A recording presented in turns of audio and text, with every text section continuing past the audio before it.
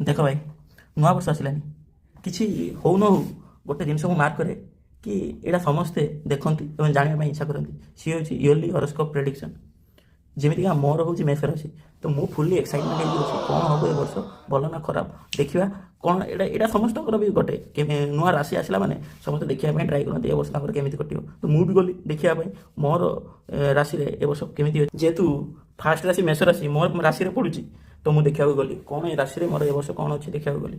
ଭାଇ କ'ଣ ଦେଖିଲି ଆଉ କ'ଣ ଶୁଣିଲି ଭାଇ, ମୋର ବିଗତ 28 ବର୍ଷ ହେଲାନି ମୁଁ ଜନ୍ମ ହେଲିଣି, 28 ବର୍ଷରେ ସବୁଠୁ ଭଲ 2024ରେ ମୋ ସହିତ ଘଟିବ ବୋଲି ରାଶିବାଲା କହୁଛନ୍ତି।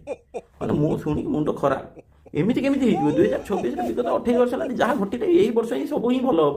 ଧନୀ, ଚାକିରି, ଘର ବାଡ଼ି, ଘୋଡ଼ା, ଦେଶ ବିଦେଶ ସବୁ ପ୍ରକାର ଶାନ୍ତି ସୁଖ ଏଇ ମୋରି ରାଶି ସାଙ୍ଗରେ।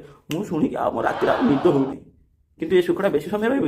ତାପରେ ଯେମିତି ଭୁଲରେ ମୋର ସ୍କିପ୍ ହେଇଗଲା ଭିଡ଼ିଓଟି, ଭାଇ ବୃଷ ରାଶିକୁ ଚାଲିଗଲା। ମୁଁ କହିଲି ବୃଷ ରାଶି ବି ଟିକେ ଶୁଣିଦେବା, ବୃଷ ରାଶି ଭଲ ନା ଖରାପ। ଦେଖିଲି କ'ଣ ଭାଇ, ମେଷଠୁ ବୃଷର ତ ଆହୁରି ବଢ଼ିଆ। ଏମିତି କେମିତି? ନାଇଁ ନାଇଁ ନାଇଁ, ବୃଷ ହେଉଛି ଯଦି ମିଥୁନ ଟିକେ ଶୁଣିଦେବା, ଭାଇ ମିଥୁନ ବି ଭଲ। ମୁଁ କହିଲି ତାହେଲେ ଏଥର କର୍କଟଟା ନିହାତି ତ ଖରାପ ହେଇଥିବ 2024ରେ। ଭାଇ କ'ଣ କର୍କଟ ବି ଭଲ?